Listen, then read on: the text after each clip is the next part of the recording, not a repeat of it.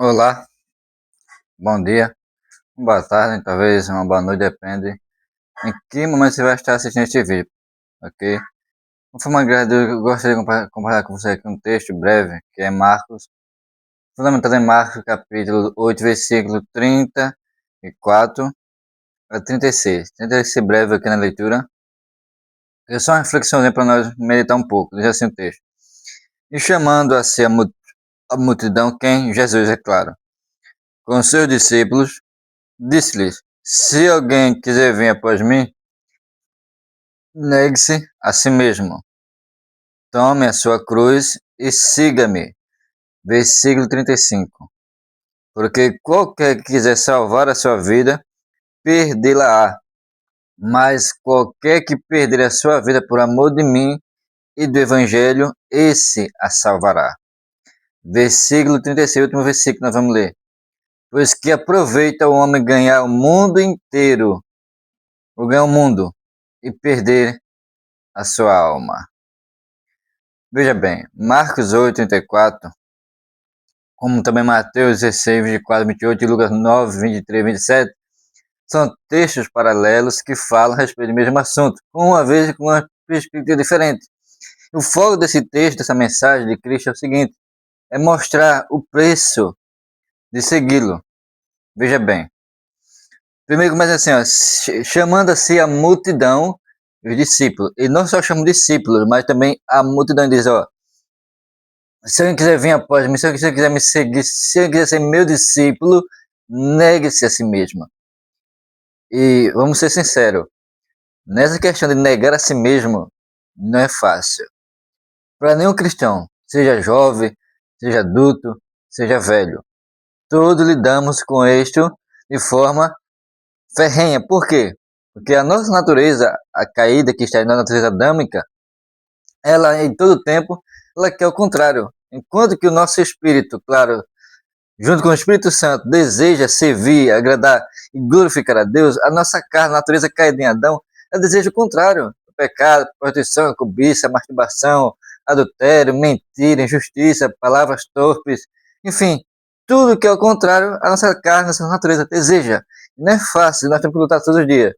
Negar assim mesmo envolve, né, lutar diariamente para viver para a glória de Deus. Algo que não é fácil, é óbvio. Ninguém é perfeito. Perfeito nesse ponto. E nem sempre temos êxito no nosso dia a dia. É fato que a guerra é contínua. É contínua e ferrenha. Porém, nós não podemos de fato desistir de forma alguma. A luta diária. Vai haver dias que nós vamos ter mais êxito que outros. Outros vão fraquejar mais um pouco. Mas, porém, não podemos desistir em nenhum desses dias, pois Deus está conosco em todo momento. Amém? Então vamos ler o texto. Negue-se a si mesmo, toma sua cruz e siga-me. Tomar a cruz. Cruz pode ser símbolo de morte. Cristo pode estar falando aqui, veja que a cruz foi um instrumento onde ele foi crucificado. Pode significar morte. Morte todos os dias. Significa que nós temos que morrer todos os dias. Crucificar o nosso eu todo dia. Sacrificar o meu ego, minha vontade, minhas paixões, meus desejos, meus sonhos. Servir a Cristo envolve sacrifício. Decisão diária. Todos os dias. Isso é o cerne do Evangelho. Não tem como eu, não tem como você decidir por Cristo e viver uma vida dupla. Uma hora nós temos que decidir. Nós não podemos viver uma vida dupla como se nós pudéssemos servir a Deus e ao mundo. Nós pudéssemos servir a Deus e ao dinheiro, as nossas paixões, nossos prazeres, não podemos. Uma hora temos que decidir. E é bom que nós decidamos logo, antes, pois não sabemos o dia da manhã. As oportunidades estão aí, na nossa frente. Todos os dias nos é dada uma oportunidade para poder seguirmos e poder melhorar a nossa conduta. Mas não sabemos de fato até quando vai a misericórdia, a bondade e a paciência de Deus sobre nossas rebeldias, sobre nossas incrédulas, sobre nossa dureza de coração. Então, temos que entender que o tempo se aproxima.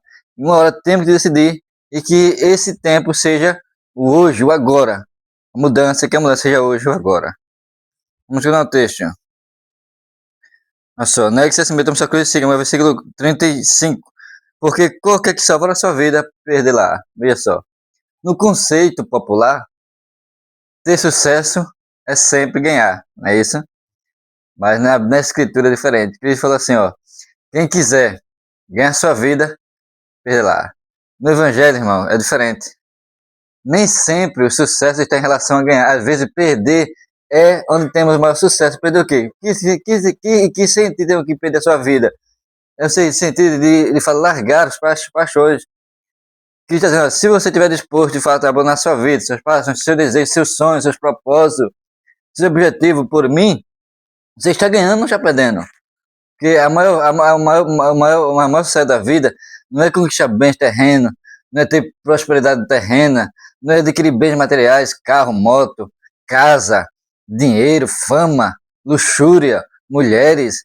Não é essas coisas que é a prova do sucesso. A maior prova do sucesso, de fato, nós sabemos que temos um lugar reservado para nós na glória em Cristo. Nós sabemos que, apesar de sermos pecadores, há um lugar reservado nos céus para aqueles que se arrependem ou que se arrependeram. Veja bem, nosso sucesso não está em obter coisas, em obter coisas, mas em obter Cristo na sua vida. E o versículo continua. Mas quem perder sua vida por mim, esse a salvará. Só, a salvação da alma. Aqui nós estamos no ponto 56, para nós concluir.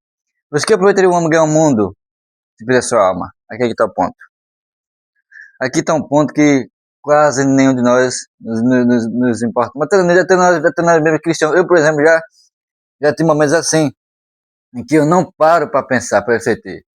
A gente começa a ver a nossa vida de uma forma até aleatória e não pensa que a nossa alma é o bem mais precioso que nós temos. E que esta, após a morte, vai ter um destino. Ela terá um destino. E será céu ou inferno. Não é meu termo, irmão. Não tem meu termo na Bíblia. Só existem dois caminhos. Porta estreita, Mateus 3, 7, 13 e 14.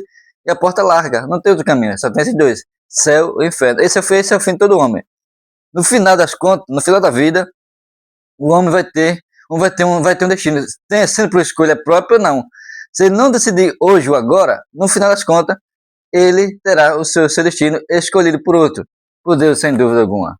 Pois isso se baseia na nossa decisão que nós tomamos aqui. Diz aqui, ó. Pois que adianta o homem ganhar o mundo inteiro e perder sua alma? Olha só.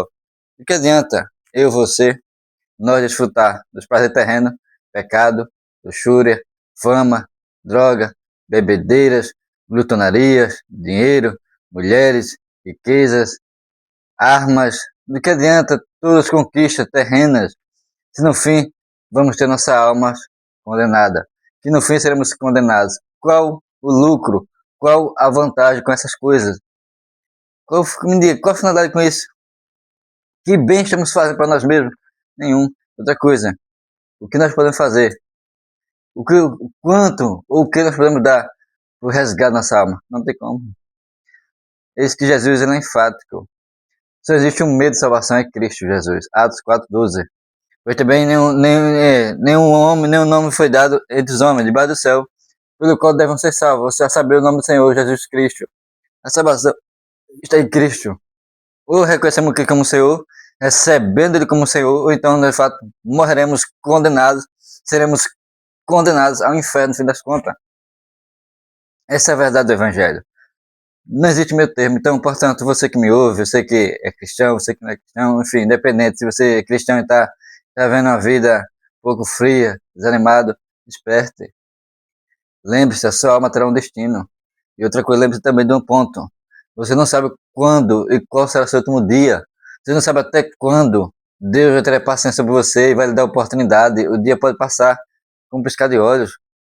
Eu posso estar aqui agora, mas eu não sei como terminar essa tarde. Só Deus sabe. Você também, nós não sabemos de nada. O amanhã e o mais tarde só pertence a Deus. O futuro pertence ao Senhor. Portanto, aproveitemos a oportunidade do agora e busquemos a Deus enquanto podemos. Nos reconciliemos, nos arrependemos, nos mudemos, nos convertemos enquanto há tempo.